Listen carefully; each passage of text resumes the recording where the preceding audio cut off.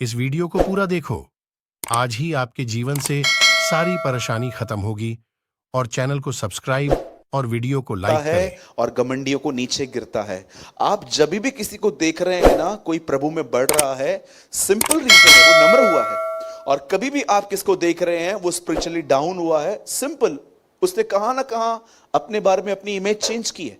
अब वो अपने आप को कुछ समझ रहे हैं। कभी भी इस बात को याद रखिए, कई लोग ऐसा होता है, अगर मैं बिलीवर से पूछूंगा ना, बताओ स्मोकिंग ज्यादा सीरियस सिन है कि न्याय करना, तो अधिकतर लोग कहेंगे स्मोकिंग करना। पर मैं आपको बताना चाहता हूं, स्मोकिंग से बुरा काम है न्याय करना। न्याय का मतलब जानते हैं क्या होता है? डिसर्न और न्याय में क्या अंतर है? कभी कभी आपको परमेश्वर आपका हृदय खोलता है ताकि आप जान पाओ कि सामने वाला किस इंटेंशन के साथ आपके साथ रिलेशनशिप मेंटेन कर रहा है। वो एक डिसर्निंग होती है। लेकिन न्याय जानते हैं क्या होता है? किसी को फाइनल जज कर देना, बस ये ऐसा ही है, ये ऐसा ही है। अब देखिए, आज कलीसियाओं के अंदर बहुत हद तक लोग जज करते हैं, वो न्याय करते हैं। तो कभी ऐसा न करें। याद रखिए, जब भी आप लोगों को जज करोगे ना, आपके ऊपर डे बाय डे आप अपने अभिषेक को खोते जाएंगे। You will loss your anointing. और एक दिन ऐसा आएगा, मैं आपको सच बोलता हूं, प्रेयर करने के लिए, बाइबल पढ़ने के लिए, फास्टिंग करने के लिए, ये सब चीजें आपके लिए इजी नहीं होंगी, बहुत स्ट्रगल होगा फिर, बिकॉज आप अनॉइंटिंग खो चुके हो।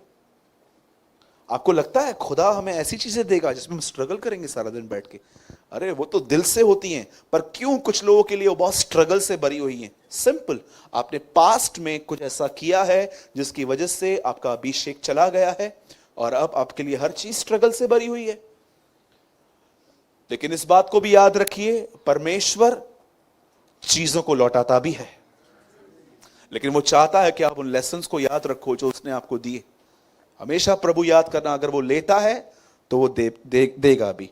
आइए, इससे पहले कि मैं आज के वर्ड में आऊं, मुझे और 5 मिनट चाहिए, और मैं स्पेशली आज कुछ ऐसा बता रहा हूं, मुझे लगता है कि आप में से बहुतों के लिए ये चीज नई होगी।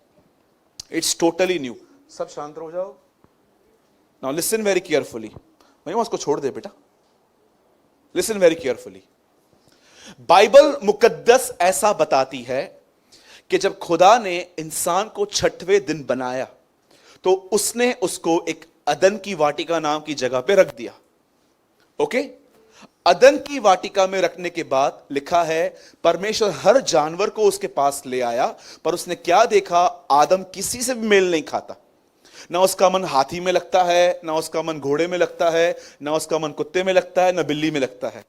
उसने क्या देखा कि ये इनके साथ बैठता तो है लेकिन हैप्पी नहीं है। तब परमेश्वर ने कहा कि चलो हम एक नारी बनाएंगे, एक स्त्री बनाएंगे, और उसे एक नाम दिया हेल्पर, सहायक। और परमेश्वर ने वो स्त्री आदम को दी।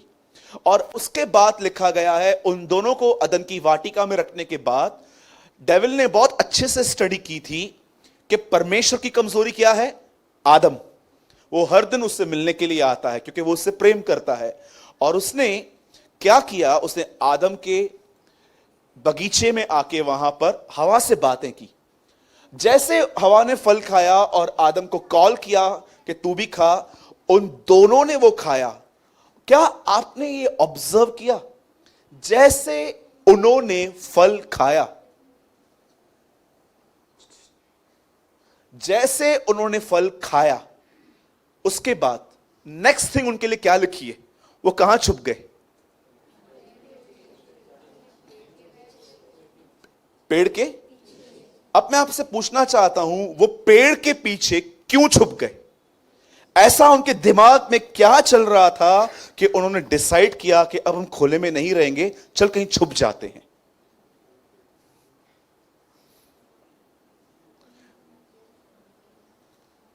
आई रिपीट अगेन, इंसान के गुनाह होने के बाद उन्होंने पहला निर्णय छुपना क्यों ठीक समझा? ऐसा क्या चल रहा था उन दोनों के मन में कि उन्होंने कहा अब खुलेआम नहीं घूमना चाहिए, चल छुप जाते हैं। आप जानते हैं, जैसे वो फल खाया गया, शैतान को मौका मिल गया उसके अंदर आने का, और उसने पूरी तरह से इंसान के मन में परमेश्वर का चित्र ही बदल दिया। मैं आज कई लोगों की लाइफ, जब मैं मसीह लोगों से मिलता हूं, तो मैं उनकी लाइफ में कोई जॉय नहीं देखता हूं, मैं उनके पास कोई शांति नहीं देखता हूं, मैं उनके अंदर सुकून नहीं देखता हूं। जानते हो रीजन क्या है? क्योंकि उनके अंदर परमेश्वर का चित्र ऐसा है कि अगर हमने आज्ञा का पालन किया तो ही परमेश्वर हमारे साथ रहेगा, और हमने अगर थोड़ी सी भी नौटंकी की तो परमेश्वर हमारे विरुद्ध हो जाएगा। इतने सारे लोग हैं, वो इतने डरे हुए हैं इनरली। कई बार पता है, जब उनके लाइफ में विपत्ति आती है ना, तो उनको लगता है जरूर मैंने कोई गुनाह किया है, इसीलिए प्रभु ने इतना बड़ा प्रॉब्लम मेरे लाइफ में अलाउ किया है। मैं आपसे पूछना चाहता हूं, आपके अंदर परमेश्वर की इमेज कैसी है?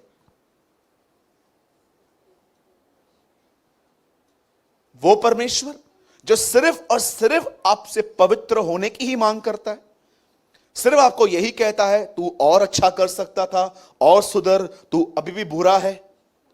क्या आप इन्हीं थॉट्स में चलते रहते हो कि आप मसीह जिंदगी को परमेश्वर के प्रेम में एंजॉय करते हो? आज अपने आप से पूछो, कितने लोग ये मानते हैं कि जब आप अच्छे थे तब यीशु आपके लिए मरा? हां, परमेश्वर ने, यीशु मसीह ने क्यों डिसाइड किया वो आपके लिए मरेगा? क्यों? क्योंकि आप अच्छे थे। अब आप मुझे बताइए, जिस परमेश्वर ने तब मरना डिसाइड किया था जब उसने आपको पूरी तरह से गंदगी में देखा था, तो अब जब आप उसमें से धीरे धीरे करके बाहर आ रहे हैं तो आपसे नफरत करेगा? मैं कई लोगों को देखता हूं, उन्होंने कहां ना कहां, आप बिलीव करो या न करो, उनके अंदर परमेश्वर का जो चित्र है ना, वो वैसा नहीं है जैसा उनके अंदर होना चाहिए। वो ये बिलीव नहीं कर पाते हैं। उनको लगता है हम परमेश्वर का प्यार आज्ञा पालन से खरीदते हैं। मुझे उस दिन एक मैसेज आया, उस मैसेज में लिखा था, सूरज भाई आपने एक वीडियो में कहा कि परमेश्वर प्रेम करता है, यह सच है? मैंने कहा हां, बाइबल बताती है ये सच है। बोलती है अगर हमसे कोई पाप हो जाए, बार बार पाप हो रहे हैं, तो भी हमसे परमेश्वर प्रेम करता है? क्या आंसर दूं मैं?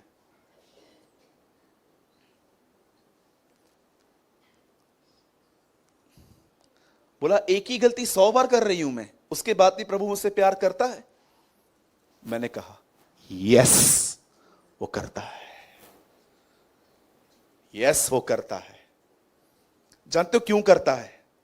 क्योंकि वो जानता है मेरा प्यार ही नहीं बदलेगा। ही नो, उसका प्यार ही बदलेगा। मेरे भाइयों और बहनों, अपने अंदर खुदावन की सही इमेज लाओ। जैसे शैतान ने उसको प्रोवोक किया, उसको ये कहा कि तू फल खा, जैसे उसने खाया, आप जानते हो सडनली उनका पूरा मन इस ख्यालों से भर गया, अब आएगा और हमें मारेगा, अब आएगा और कुछ ना कुछ पनिशमेंट देगा।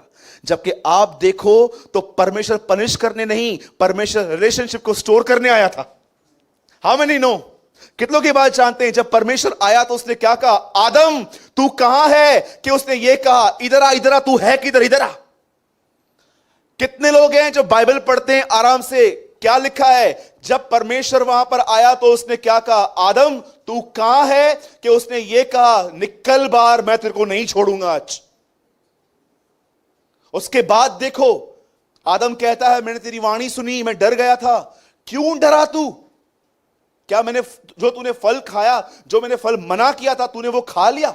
अरे सब कुछ पता है। याद रखिए मेरे भाइयों और बहनों, इस बात को लेकर, पाप हो जाने के बाद खुदा उन्हें पनिश करने नहीं आया था, परमेश्वर रिलेशन को स्टोर करने आया था। आज मैं आपसे पूछना चाहता हूं, अगर आपसे कोई गलती हुई है, आपने प्रभु में आने के बाद भी कोई सीरियस सिन कर दिया है, अब आप अपने आप को कैसे देखते हो? न्याय के दिन प्रभु मारेगा, तोड़ेगा, मुझे छोड़ेगा नहीं। ये जो मेरे साथ हुआ है ना, ये इसीलिए हुआ है क्योंकि तुम अपने परमेश्वर को ऐसा समझते हो। योना की किताब का आखिरी वचन है, वह दुख दे के पछताता है। How many know? वो बेचारा देखिए, जब वो देखता है ना आपको आपको आपको एक रास्ते से फिराने का कोई रास्ता नहीं है, तो आपको दुख देता है और बाद में खुद ही बोलता है क्यों दिया। Do you no this is your God. ये आपका परमेश्वर है जो आपके भलाई के लिए आपको ताड़ना देकर खुद रोता है। कितने लोग ये बात जानते हैं? पुराने नियम में प्रभु ने एक आदमी को स्टैंड किया था, उसका नाम फिरौन था। बोलता है मैंने फिरौन को इसलिए खड़ा किया ताकि मैं अपनी सामर्थ दिखाऊं। एक आदमी का मन प्रभु ने कठोर किया था सिर्फ यह दिखाने के लिए कि मैं कौन हूं। और यह हेजकल में आपने पढ़ा है, फिरौन के लिए विलाप गीत। परमेश्वर उसके लिए भी रोया था, वो नाश क्यों हुआ। तो सोचो आप कौन हो। मेरे भाइयों और बहनों, जब भी आपसे गुनाह हो, अपना गुनाह बाद में कन्फेस करो, पहले यह कहो मैं अब भी धर्मी हूं। इसलिए नहीं क्योंकि मैंने कोई अच्छे काम किए हैं, पर इसीलिए क्योंकि मेरी जगह पे यीशु मरा है। ब्रदर, ऐसा कहने से क्या होगा? आपको पता है क्या होगा? आपके अंदर गिल्ट नहीं आएगी। अंडरस्टैंड? कितने लोग मेरी बात समझ पा रहे हैं? परमेश्वर कौन है आपके लिए? कई लोगों को ऐसा लगता है, ब्रदर मैं सच बोलूं, मुझे लगता है प्रभु मुझे बर्दाश्त कर रहा है, सह रहा है मुझे। बार बार अपने आप को बोलता है चल दे एक और मौका, चल दे और। अरे उसको प्यार करने के लिए स्ट्रगल करने की नीड नहीं पड़ती है, वो समय प्रेम है। जिसने पतरस से कहा अपने भाई को 490 बार माफ कर, आप सोचो वो आपको कितनी बार माफ कर सकता है। ठीक है? कितने लोग समझे? बोलो मेरे पीछे, बोलो मैं धर्मी हूं। बोलो मेरे अंदर रॉयल ब्लड है। How many believe? हमारे अंदर उसका खून दौड़ता है, वो रॉयल ब्लड है। हम धर्मी हैं, हम याजक हैं। और याद रखना, आप बेटे और आप बेटियां हैं। और इस बात को याद रखिएगा, हमेशा डेविल को कहिए सुन, मैं गलती करूंगी ना तो मेरा खुदा और मैं देख लेंगे, तू कौन है बीच में बोलने वाला। मैं गलती करूंगी ना तो मेरा खुदा और मैं देखेंगे, तू कौन है बीच में बोलने वाला, तूने क्या किया क्या किया। Get lost in Jesus name, भाग यहां से। लेकिन अगर आप बैठे रहेंगे, निहारते रहेंगे, हां गलतियां तो मैंने बहुत की हैं, मैं क्या कर सकती हूं। उसने एक बहन को देखा रास्ते पे चलते हुए,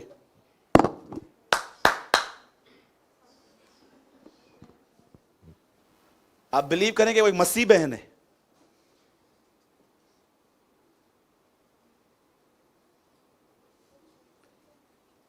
क्या होगा उस बहन का?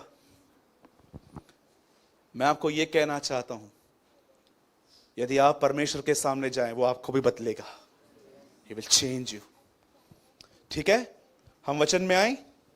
कितने लोग तैयार हैं वचन के लिए? ओके, आइए, जिनके पास भी प्रभु का वचन है हम सब ओपन करेंगे न्यायों की पुस्तक। ये ओल्ड टेस्टामेंट में है, जजेस।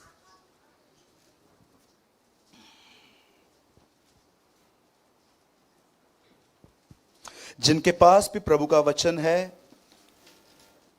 हम सब खोलेंगे न्यायों की किताब। बहुत इंपॉर्टेंट वर्ड है, स्पेशली उन लोगों के लिए जिनका mind 5 minute positive, 5 minute negative, 5 minute positive, 5 minute negative रहता है।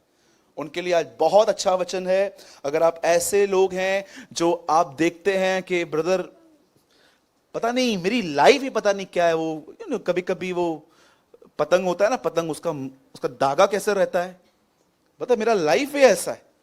अगर आपको लगता है ना आपका वचन आज का वचन आपके लिए है, सब खोलेंगे न्यायों की किताब और उसका 8वां अध्याय।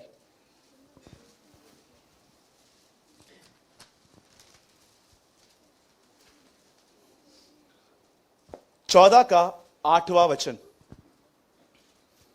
जजेस 14:8।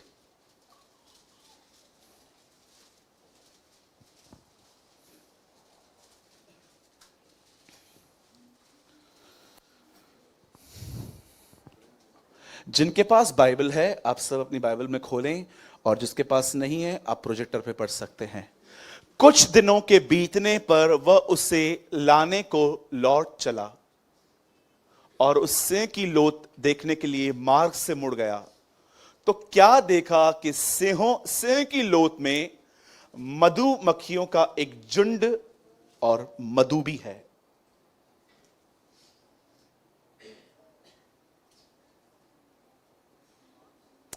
ओके, सब रेडी हैं? बहुत अजीब वचन है ना। कुछ दिन के बीतने पर वह उसे लाने को लौट चला और सिंह की लोथ देखने के लिए मार्ग से मुड़ गया तो क्या देखा कि सिंह की लोथ में मधुमक्खियों का एक झुंड और मधु भी है। नाउ लिसन वेरी केयरफुली, ध्यान दीजिए। बाइबल ऐसा बताती है इज़राइल के लोगों ने पाप किया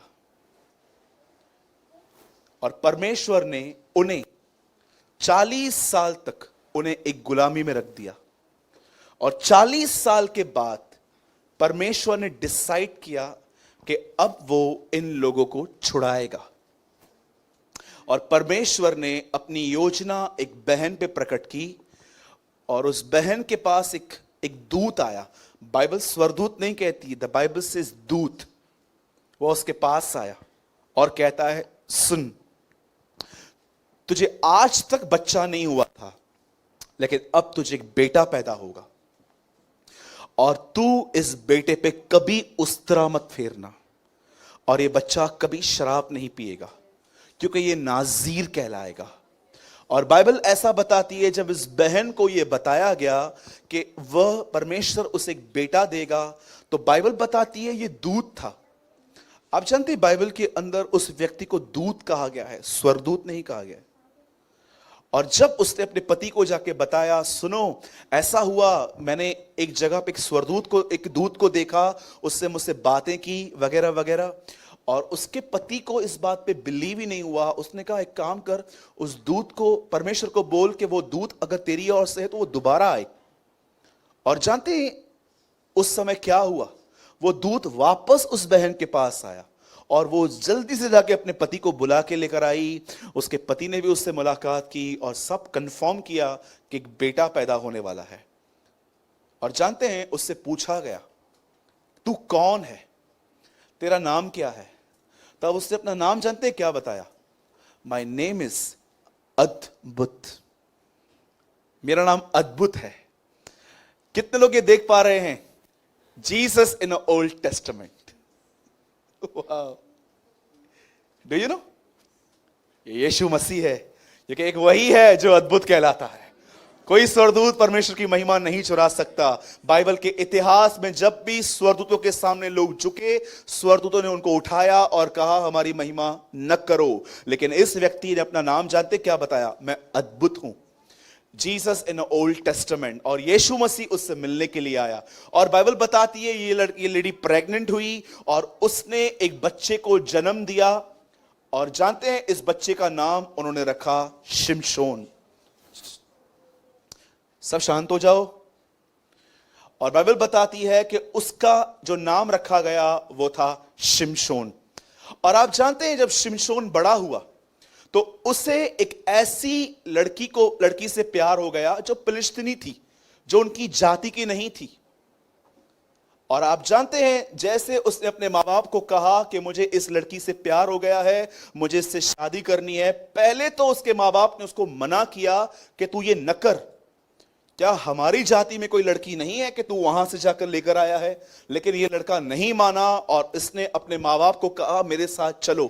और जैसे उसके माँ बाप वहां पर जा रहे थे शिमशोन के साथ, बाइबल बताती है रास्ते में एक शेर आया और इस शेर को शिमशोन ने ऐसा फाड़ा कि जैसे एक बकरी का बच्चा फाड़ दिया हो।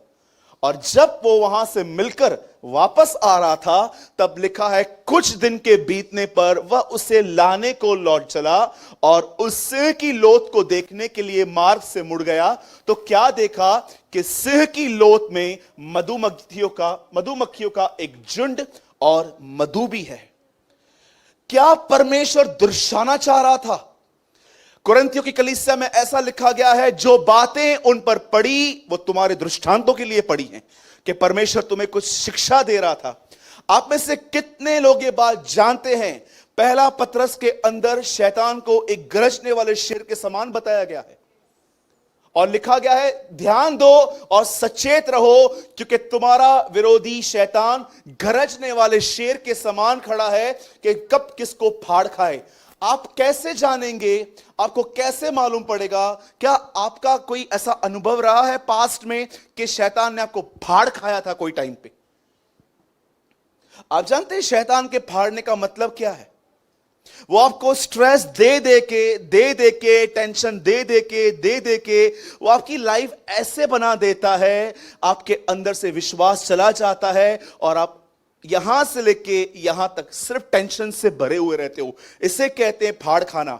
अब देखिए यहां पर क्या है, बाइबल बताती है कि एक सिंह की लोथ में मधुमक्खियों का एक झुंड और मधु भी थी। आप जानते हैं शेर बाइबल में यीशु मसीह को भी दर्शाया गया है कि वो यहूदा का शेर है, और बाइबल के अंदर शेर शैतान को भी है।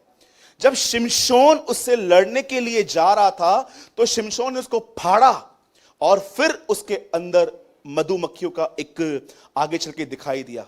मैं आपसे पूछना चाहता हूं, एक मिठास पाने के लिए एक मीठी चीज किसके अंदर है? आइए मैं आपसे एक सवाल पूछ रहा हूं, एक मीठी चीज किसके अंदर है?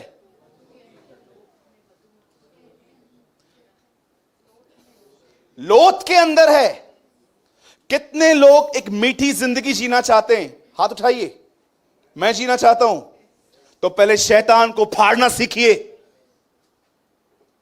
बहुत सारे लोग मधु पाना चाहते हैं विदाउट फाइट। मेरे भाइयों और बहनों, भजन सहायता में लिखा है यहोवा का वचन मधु सा मीठा है, लेकिन उससे पहले तुम्हें इसे फाड़ना पड़ेगा। मैं आपसे पूछना चाहता हूं, आप में से कितने लोग ये बात जानते हैं, आप जितनी भी प्रॉब्लम्स में हो, आप सफर प्रॉब्लम की वजह से नहीं, अपने सोचने के तरीकों की वजह से करते हो।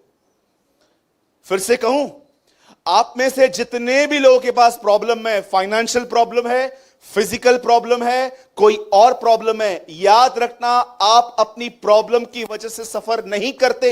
आप अपने सोचने के रीजंस जो जैसे आप सोचते हो, आप उसकी वजह से सफर करते हो। ये वही शेर है जो आपको विचार देता है। याद रखिए मेरे भाइयों और बहनों, जैसे शिमशोन उस शेर से लड़ने के लिए गया, उसने उसको फाड़ खाया। याद रखिए, जब आपको विचार आते हैं, जब आपको थॉट्स आते हैं, अपने मुंह से वचन कहो, तब वो शेर फट जाएगा और आप अपने जिंदगी में एक मिठास का अनुभव करेंगे। बहुत सारे लोग इस बात को नहीं जान पाते हैं, वे समझ नहीं पाते हैं कि ब्रदर मैं इतना सफर क्यों कर रहा हूं।